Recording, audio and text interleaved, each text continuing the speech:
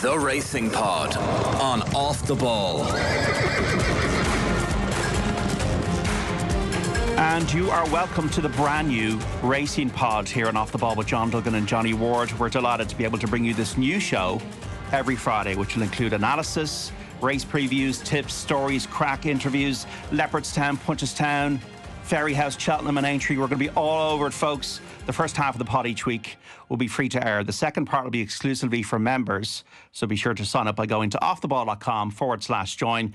You will not want to miss out on all of the info. I'm even wearing a hat today. It's all Peaky Blinders. It's all just... Johnny, I'm as excited as a 2-year-old on a race course for the first time. Love it, JD. Love it, Sid. You've tried the two Johnnies. Let's try John and Johnny now. That's it. JD and JW. And you are putting a bit of pressure on, though, that there's going to be crack, but let's make the it crack will hopefully be organic. It'll be organic. It'll be ad hoc. We won't force the crack.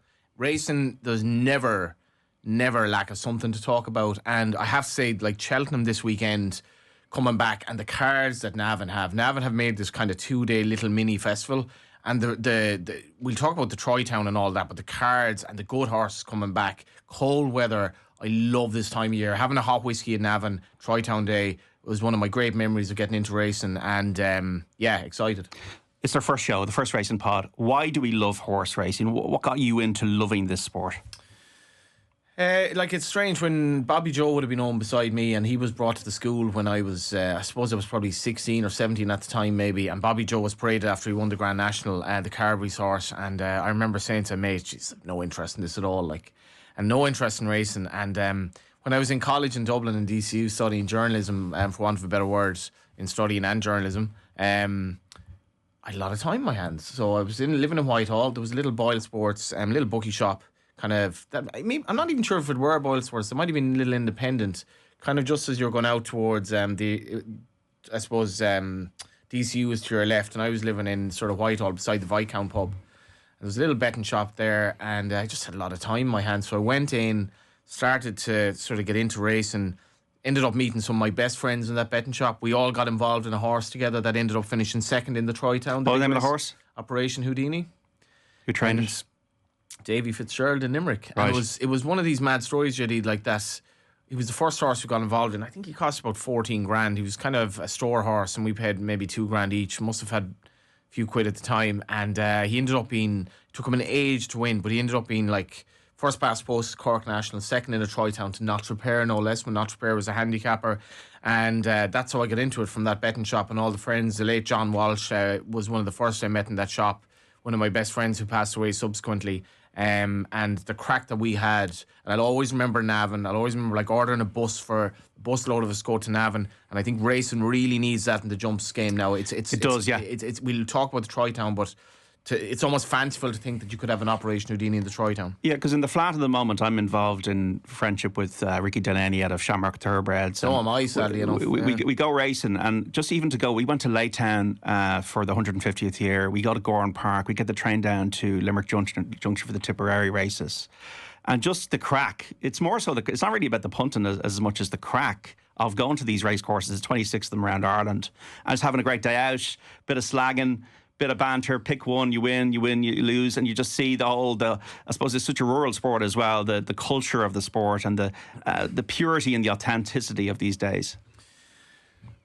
The race itself takes place over such a short bit of time, when you think when we were involved in the syndicate in those days, I think that was well before WhatsApp. So we didn't even have a WhatsApp group, but the texts and all the merry-go-round of information and the fun of relaying what the trainer was saying or not saying to you, that was the crack. And JD, getting the train with the lads, it's all about the build-up to the race, getting in 2 days beforehand into the actual race itself. Then where is he or she drawn? Who's going to ride? What's the ground like? What's the trainer saying? You get to the track, and I think it's something that is desperately, desperately needed in racing, to get people racing now, because... Yeah. I've seen too much of it in recent times, where you're going racing, there's no crack there's no atmosphere. We need syndicates, we need people to be involved. We need things like the Shamrock Thoroughbreds, we need the syndicate, the Operation Houdini syndicate that we had. We need people involved, because if you go racing and there's no crack there, the trainer's not turning up, and it's just another industry meet, people will fall out of love with it. And we hope that we on this show will be able to show absolutely a good way of it. And we've seen with, for example, Punchestown have really upped their game at the festival in recent years. They'd have a a band playing after racing. You have like the big screen there.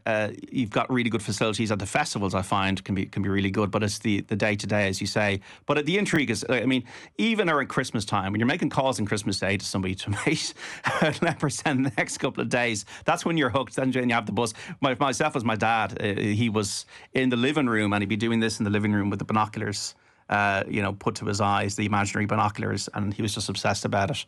He actually used to holiday the Galway races, my poor mother. But he got me into it. I love the art of steeplechasing. I'm into all this Budovan to Doneraile 1752 stuff. I'm into seeing a great steeplechaser jump a fence, seeing a horse that has a lot in hand, maybe 2 out at Cheltenham. You hear the roar of the crowd. You just see the great days, the great Irish horses. And in 1986, when I was 7, Dawn Run won the Gold Cup. And it was the front story on the news, RT News that evening, because Ireland in the 80s was a country that was really, really struggling. It was really poor. It was a difficult place to live at times. And for an Irish story to be the front story and a racing story in the news, and then I remember when Dawn Run broke her neck that summer, it was a front page and a back page story, and it was a front news story on the TV. And then we've had. You can imagine what Dawn Run meant to the hundreds of thousands of Irish people who were into racing, but also the thousands of people who were in England and living in England, and what that meant as an Irish person when they had to immigrate because this country was going down the pan, and what Dawn Run meant when Irish winners at Cheltenham were fairly sporadic, and what she meant not only to do the Champion Hurdle Gold Cup double, but because she was a mare, because she was trained by an absolute genius of a man who epitomised what racing was, and what like that she was way before my time, but I feel like I know what that would have felt like for those people who had to leave their home. And when the mare is beginning to get up, like what that meant to people when racing was a really, really working class game for most people. Yeah, and our success at the time in sport was not guaranteed. You'd Stephen Roach, you'd Eamon Coughlin, but we didn't have Italia 90, we didn't have the rugby team that it is now as a professional sport. We just had Gaelic games. We had a bit of international success was rare, and for Vincent O'Brien, as he did, to go over to Cheltenham and put Ireland on the map in terms of horse racing. Now we even see with Ballydoyle and with our success at Cheltenham, where we have on a regular basis around 18 winners out of 28 races. It's been a remarkable journey over the last 30 to 40 years. But as you say, we need to keep going. We can't rest on our laurels. And I think the experience of a race day is something we need to get out there in this pod to the public, to go racing, to have the fun. It's not necessarily about betting. That's a part of it. But it's to enjoy the day and enjoy the crack, So that's what I kind of want us to get across here, just as much as we give information, give advice, give tips and give stories. Because I also remember even this year, and it was difficult time with Henry de Bromhead, and he was so generous with his time, speaking after Honeysuckle won that race at Cheltenham. And then you're speaking to John Gleeson, like a guy doing his leave insert this year, riding a winner, Brian Gleeson's son at Cheltenham. For a trainer who's having his first Cheltenham winner in his mid-80s. That's what the game is about. And it's about those stories, those human interest pieces, the characters, the people you meet, and hopefully we'll get a sense of that fabric now over the next 6 months to 9 months when we talk about the jump season. Just want to mention, Johnny, at the start, all we can do is offer our best wishes to Graeme Lee and his family. So the 47-year-old Galway jockey has undergone spinal surgery this week after suffering a very serious injury after a fall at Newcastle last Friday. He sustained an unstable cervical fracture, causing damage to the spinal cord as well as damage to blood vessels in the mid-cervical region. The extent of his long-term recovery remains uncertain. Over £100,000 has been raised by a Just Giving page set up by his 18-year-old daughter Amy for the Injured Jockeys Fund. Graeme has been riding on the flat since 2012. People may remember he rode Amberley House to win the Grand National at Aintree back in 2004. It's a reminder, Johnny, of how serious the game can be. And all we can do is just think of Graeme at the moment. It's not only that, JD. People think the flat is kind of grand, but like you look at Freddie Talicki, Fran Berry got out lucky probably after a fall on the all-weather. Freddie Talicki on the all-weather as well. You have, the incident back in 2003 when, the Sean Cleary passed away from a fall in Galway, and the flat is extremely dangerous. People don't realise that. And Graeme Lee was coming out of the stalls. And Graham's like well into the veteran stage as a rider, as you mentioned, English Drever. He was a national hunt jockey when I sort of got into racing. But in terms of Galway sports people, he's right up there what he's achieved. And, I was just shocked when I heard this. I really was shocked. And, the GoFundMe page was set up. It's one of the great things that can be done for people very quickly when a small bit from a lot of people will make a big difference to Graeme, and we really wish him the best. But never be in the betting shop imploring that the horse that you want to win, that the horse beside him falls or anything like that, because it's just not worth. It's not worth it. Like, think about the consequences of jockeys falling, and when it happens on the flat like that, it can be really, really bad. And we just wish Graeme the best. Absolutely well said, Johnny. Okay, let's just maybe go through one of the story that we've seen in the last few days before we get into the jumps action this weekend. So, August Rodan is a horse that's won the Irish Derby, the Epsom Derby this season, and the Breeders' Cup Turf. Aidan O'Brien's horse will stay in training as a 4-year-old.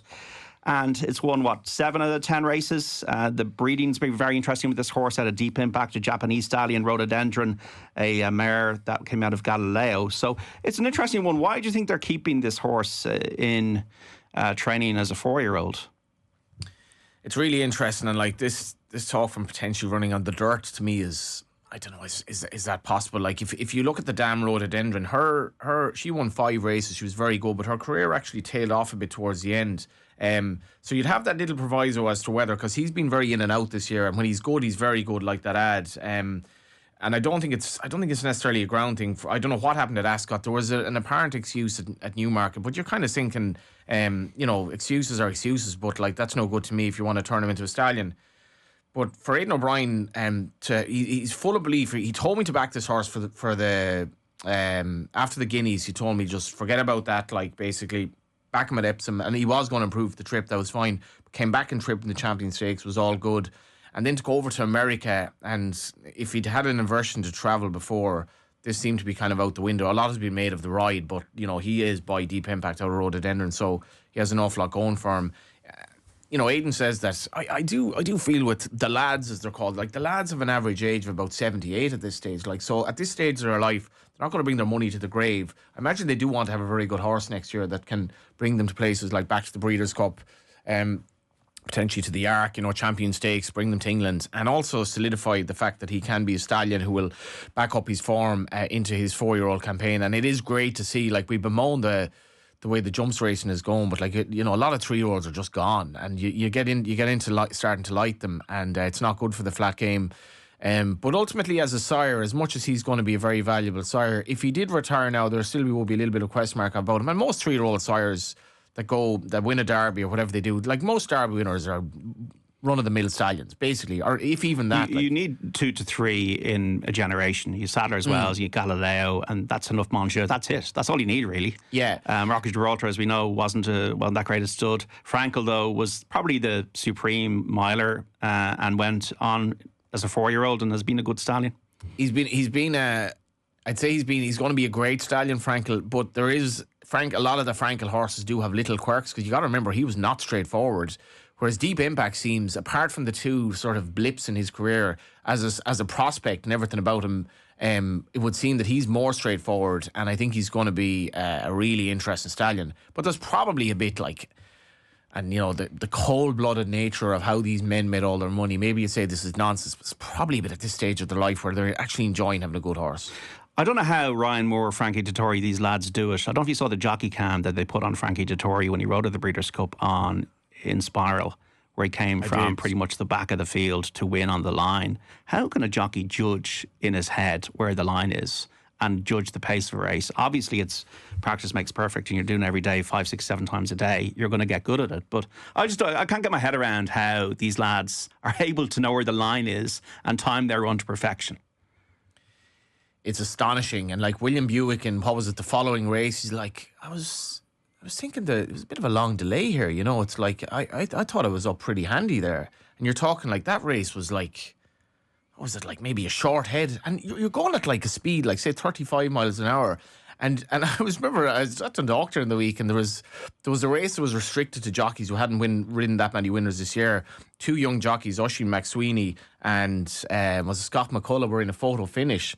And they kind of looked across at each other and was like, I'm not really sure about that. But as you get older, you seem to know. Like, and Frankie, to time it, Frankie was certain pretty much all the way in that run within Spiral. He needed a little bit of an out. The track there is at Santa Anita is so tricky. Like, if you get into jeopardy, Frankie, it's probably one of those days where it worked out for him, but he needed an out. And then your horse has gotten first run on you. But he knows, and he's 53 now, Frankie. it's an astonishing story, but it actually, I am genuinely amazed at that, how they just know. And you know from their body language 50 yards out that they know. And you could see Paul Carby doing it at times in the most ridiculous manner. One day at Fairyhouse, he gets up in the bridle by his short head looking around and it's a photo finish. But they know it's an amazing, the art of the top class jockey is astonishing to watch, I feel. I wonder how he felt in the saddle when Archibald didn't respond from up the hill at Cheltenham in 2005. Got there too soon. Yeah. Well, I mean, it was never too soon with Archibald. I don't think it would never be too soon. But it was an incredible view on the TV. Okay, the jumps then this weekend, Johnny. Navan, we have on Saturday horses returning to action over the jumps. It's really exciting. Maybe you could just go through the Lismullen hurdle here first. Zanahiyr favourite, Bob Ollinger's in this. Sire de Burley, the Stayers hurdle winner. Home by the Lee won the race last year. I found it hard to get enthused by it though, because I think there's question marks over a lot of these horses. Yeah, although at the same time, this is a very worthy renewal. You look at some of the races this time of year, and I mean, smallish fields, a 2-runner race at Down Royal last weekend for good money, but this is 6 runners, and Bob Ollinger was the Great White Hope not that long ago. He's second favourite. Home by the Lee is an extremely good stayer in his day. Sire de Burley, is one of the best stayers of this time, and then you've Zanahiyr who's going to be favourite. I've gone for Andy Dufresne here, and this would be a get out of jail. Is this something of the Shawshank Redemption love? Or? Yeah, I mean, hope is a wonderful thing, JD. River of Dung, Johnny, to get to Navan tomorrow. And I've been through that river myself many times. Maybe not at 25-1 shots, but there is a case to be made, JD. They went back hurdling with him the last day. Cheap pieces on for the first time. I'm looking at what was the distance at the line behind Zanahiyr. This was over 2-2 at Punchestown. Now, he was beaten 2 3/4 lengths, but he actually stayed on well. Mark Walsh kind of gave him a ride as if to see, where's this horse at? He was the outsider of the tree. But he wasn't beaten that far. And this Andy Dufresne's a very good horse. One of his best forms was over course and distance. Zanahiyr is fair enough, just at the prices. He's 13-8. There wasn't that much between them. And if Andy Dufresne can get back to his best, I think he can outrun his odds. I can't have Bob Ollinger for a month of Sundays. He's a horse that's I've given up on, to be honest. Home by the Lee, I thought he ran an extraordinary race at Cheltenham last year because he made an awful mistake. I thought he was going to be pulled up. Ends up not being beaten that far. But then subsequently, his last run was obviously a danger. He completely bombed out. So I wonder would he need the run? And he also gives a lot of weight to the rest of them. I'm just hearing in my head Morgan Freeman talking about your win on Andy Dufresne when you tipped it on the racing pod here, the first edition of. You can just hear making the phone call. Morgan would probably do that, he's making a phone call to California. At the 4-3 chase on Saturday, I found this a more interesting race. Dysart Dynamo is a headbanger of a horse. I say that in a very unaffectionate way. If you'd only settle, Captain Guinness has been a great servant. Won the race last year. Riviere de Tel, I can't have her because she fell at Cheltenham and I didn't like to see that fall. I think she's getting her confidence back. Saint Roy is a hold-up horse for me. Maybe Dysart Dynamo getting £9 off Captain Guinness might be enough to win it. I was one of these races where I want to oppose him, want to oppose her, want to oppose him, want to oppose him, and then I actually don't know. I don't know what to think of the race because, as you say, Dysart Dynamo, he's always vulnerable to something closing, and a track like this, you have to go to Navan, when Navan is testing, and we're recording this Friday, maybe it's a nice day. I think the rain is going to come, but Navan testing is extremely testing for that horse to last it out. It's the bare 2 miles.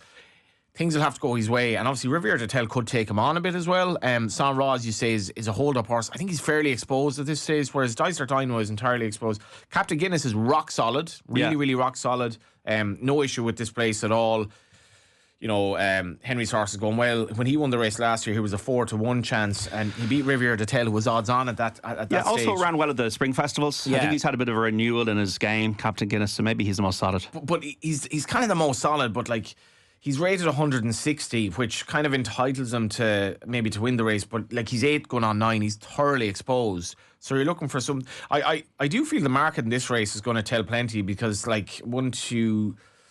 Riviere de Tel has run this season. None of the rest of them has, and they will have bigger targets ahead. And I find this race, I couldn't back Dysart Dynamo at the price, but I'm not that happy to say I don't know what's going to win it, to be honest. Beginner's Chase, Facile Vega again in the pocket, and San Felicien. This race of the weekend at Navan, I think Facile Vega had in the pockets measure at Cheltenham, but I don't think Facile Vega has been as good since he ran as a bumper horse, and that would make me just watch this race and not even have an interest in it. Yeah, some good horses have won this, the likes of Kitten Rock, Annabelle Fly, Gilgamboa, Hollow Games, and Willie's kind of a bit slow to come out this time of year. I mean, we'll talk about the Troytown, where one trainer has completely dominated the race, and he's not even the biggest trainer in Ireland. But Willie has brought the big guns out here. If you look at Facile Vega and In the Pocket, when they clash in the Supreme, you're like, well, okay, Facile Vega is probably going to beat him here. But like just at the projected price, JD, 8-13, 11-4, like I'm happy to go within the pocket there. I thought Facile Vega, his limitations looked a little bit manifest at Cheltenham. In the Pockets trained by Henry de Bromhead, he's a very good horse himself, as he showed at Aintree. There might not be that much between them, and at the prices, I'm happy to back him, maybe even each way. The Shore Chase on Sunday at Cheltenham. We're talking about John Bond, Edward Stone, Nube Negra, Banbridge, Editor de Guiche, Dancing on My Own. John Bond, Nicky Henderson says he's had him better mentally than ever.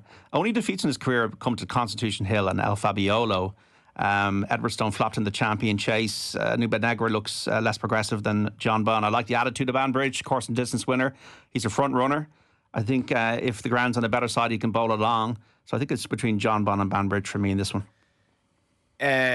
John Bond and who, sorry? Banbridge, Joseph O'Brien's horse. I think you're missing the decks here, JD, because we're down to 4, aren't we? Are we down to 4 now? Yeah, so it's Editor de Guiche, Edward Stone, John Bond and Nube Negra. Okay, so right. Nube Negra, so then you're going to just say John Bond wins. So they've taken Banbridge out, so John Bond wins. I actually think Banbridge would have been an angle. John Bond should win, but like he's rated a pound inferior to Edward Stone. He's coming off he's obviously the young horse going into the race. At 1-2, I'm not overly bothered about him. Nube Negra actually won the race the last 2 years, but he's gone on 10. I think he is probably regressing. And Edward Stone, for me, he is what he is. But like I've never thought he's been really top class. I want to watch this race. I'm not going to have a bet on it. Yeah, Willie Mullins has got the favourite. Only a matter of time for the Great Wood Handicap Hurdle at Cheltenham on Sunday. That's interesting. Invokes Father Ted, actually. It's only a matter of time. But this race, what a fascinating angle now, JD. Bookmakers these days, they'll give you a bit of help. Like, if you're having a bet in this, you're really reliant on the 16 runners in the old days taking their chance, because you want your 16 runner handicaps are really good for punters, and particularly if you have a short price favourite. It's only a matter of time. I was at Cork when this horse ran the last day, ran out as a 3-1 favourite, running off 105 in a sort of a run-of-the-mill race. I think the rider was quite confident, Shane Callan, that he would have won, but they drone footage that day. I think drone footage is brilliant. I'm looking at it, I was like, I don't think he would have won, but he was kind of keeping on. But that race was a race at Cork, which was kind of, as I say, now he's a similar price in a really good handicap. So for all of that, given his connections and Paul Byrne and all that, I'm going to have a saver on him, but it's Lucia that I like. Nicky Henderson's horse, yeah. Second the last time out. When she ran at Cheltenham behind you, well, she was 6-4. She was 7-2 behind In the Pocket, ran a very good race. I think the last day at Wetherby, just looking at her, so the way she travelled, I think she probably needed the run a bit. They've always thought the world of her. For a horse by the Gurkha, she's actually a very good bumper horse. She's only 12-1, give or take each way. I was trying to think earlier, should have looked this up, but mares that actually won the Great Wood, past winners in the race, not many in recent years anyway, but that wouldn't put me off at all. I'm going to have a saver on Willie's horse just at the price. If you're going to have a punt, folks, do it responsibly. Euro each way will do. The Paddy Power Gold Cup on Saturday at Cheltenham. 14 horses going to post for this. We have the Real Whacker, Stage Star, both won at Cheltenham last March. Fugitive, not long till May. Final Orders, Gavin Cromwell. Black Jerry, Angel's Breath, Il Rodotto, Easy as That. Who'd you like in this one? I'm a firm believer in class horses in races like this. Giving weight away wouldn't bother me in the slightest. And one of my 10 to follow horses, the Real Whacker, he's a total outlier. Back in the day, was in Limerick by Patrick Neville, then moved over to England. I actually met Paddy I think it was in Limerick sometime after Cheltenham. I think it was between Cheltenham and Aintree, because he was thinking the horse might go to Aintree or Punchestown, but he didn't anyway. But he beat Jerry Colombe, and I had a good bet on Jerry Colombe at Cheltenham. It was like probably my biggest loss of the week, and I didn't really feel I was hard done by. So Jerry Colombe then goes to Down Royal, taking on proper 3-mile chasers, and is sent off 4-7 or whatever it is. So clearly they think Jerry Colombe is very good. I didn't think the Real Whacker was particularly lucky to beat him. Dropping back to 2.5 might be a little bit of an issue, but I'd much prefer that than 3.5.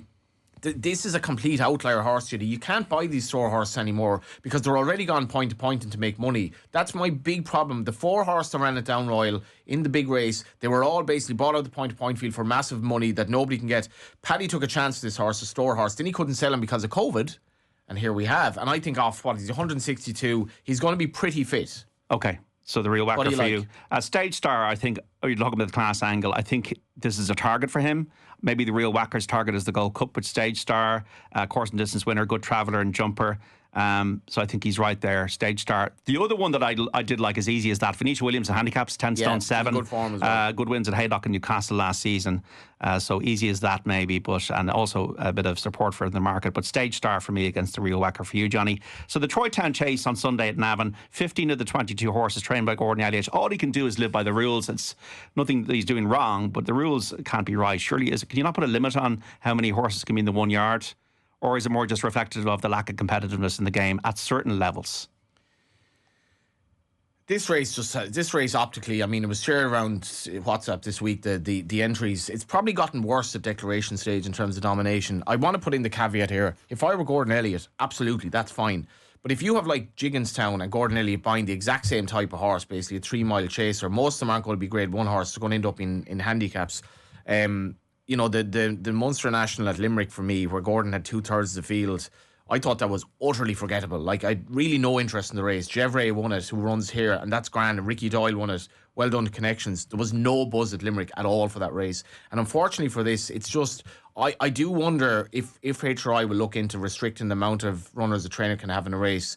And as I say, Gordon and Willie, they're absolutely entitled to do it. I don't like the look of this at all. I think it turns me off the race as much as Jigginstown are so honest the way their horses are running. I know whatever I back in this race, he or she is going to be giving it everything. That's not what this race should be about. It should be about different trainers, different syndicates, different people involved. And it's a horrible look. And it all goes back to these point-to-pointers being sold for big money and out of the hands of people like the real whacker. What do you like? I'll go with Largy debut, right? Well, we're both in agreement. Darragh O'Keefe, I spoke to him after. I think Darragh's a great kid, great rider. I can't believe I'm tipping this horse to win at Troy Town, but in fairness to him, Darragh said the day in Limerick they went way too slow. I had to hold him up. I had to ride him to get home. He goes, he wants this trip, but he wants to gallop. If they don't go gallop in this race with 22 runners, I give up. So Largy debut, we both agree. £2 higher. 10 stone 2, Sexpan. 10-5. Yeah. But he's likely raced as a 3 mile chaser. He's a lot of ability. I didn't think there was any sense of Limerick him not putting it in. He's a terrible win record. But each way, and you'll get your each way place. Beat Kilcrush as a horse in the younger days. £6 better off with Jevry for that 2 1/4 length defeat in the Munster National. You get about 10-1. So we both go for Largy debut in the Navan Troy Town Chase on Sunday, Johnny. Make mine a double J, non-alcoholic. So a double. So I'm going to go for Largy debut at 10-1, 2:30 at Navan on Sunday. And you've won at Cheltenham tomorrow. Yeah, so Saturday. We're going to try to marry our sort of double J's into the fact that they might run the same day. But in this case, you can get your prices because the Troy Town is priced up. So I'm very, very sweet in this horse. I have to say I did back him. I did back him the last day. Read to return in the 110. Yeah, in the return. I backed him at Killarney the last day. It was a rare day at Killarney race for me. His main rival bombed, so he didn't actually achieve that much, but he's coming in here with a featherweight. They bought him for a lot of money. I think he's definitely better than what he's shown. Love the way he travelled. He was sent off 11-8. Yeah. Jockey's very limited in experience now for a race like this, but all told, love him each way. Okay, reach return, Cheltenham, 110 on Saturday, and Largy debut. That's going to pay about 50-1. Well, we'll do it each way double. Those two horses, reach return and Largy debut. This is the racing problem pod. is, JD, if this wins, on your head be it. You know, people will expect it every week. Well, you know. There we go. That's beginner's luck. This is the Racing Pod on Off the Ball. If you're listening to the free version of the podcast, we'll be leaving you here. But if you're looking for more, including Johnny's 10 to follow and my 10 to follow for the jump season ahead, go to offtheball.com/join to subscribe and get the full podcast every Friday with all of our racing tips, insights, and stories from the week's action.